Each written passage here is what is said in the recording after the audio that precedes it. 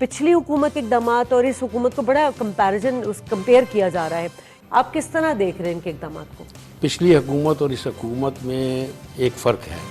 کہ یہ جو گورنمنٹ بنی ہے، اب یہ 4-6 مہینے کے لیے بنی ہے گورنمنٹ، اب اس میں ہر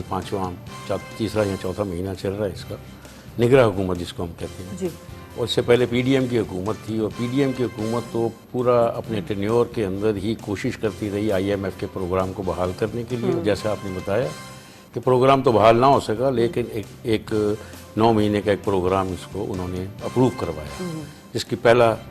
قسط ہمیں مل گئی ہے، اور اس قسط کے اندر ہم نے 1.2 بلین ہمیں آ گیا۔ اب دوسری قسط کے لیے وہ آئے ہوئے ہیں اور اس کو جائزہ دیکھ رہے ہیں۔ اس وقت جو گورنمنٹ کی سچویشن ہے، انہوں نے تقریباً تمام اہداف جو انہوں نے دیے تھے آئی ایم ایف نے ان کو،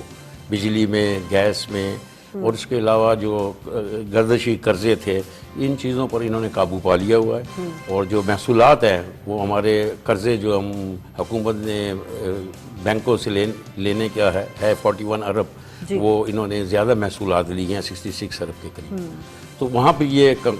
میرا خیال ہے کہ یہ they are on the part of کہ جی جو ان کا ٹارگٹ تھا آئی ایم ایف کا اس پہ چل رہے ہیں۔ اب 2-3 چیزیں ہیں جس کو آئی ایم ایف نے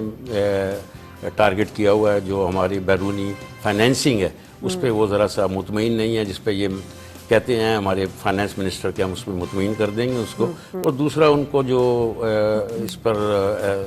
تحفظات ہیں وہ ہیں یہ جو کرنسی کی ڈی ویلیویشن اور ویلیویشن جو چل رہی ہے اس پہ بھی وہ سمجھتے ہیں کہ جی ایک پارٹ پہ آنا چاہیے جس میں 1.2% کا فرق مارکیٹ میں اور بینکنگ انٹر بینکنگ میں ہونا چاہیے۔ ان 2 چیزوں میں ان کا خیال یہ ہے کہ، اور میرا بھی یہی خیال ہے کہ یہ ان کو سیٹسفائی کر لیں گے۔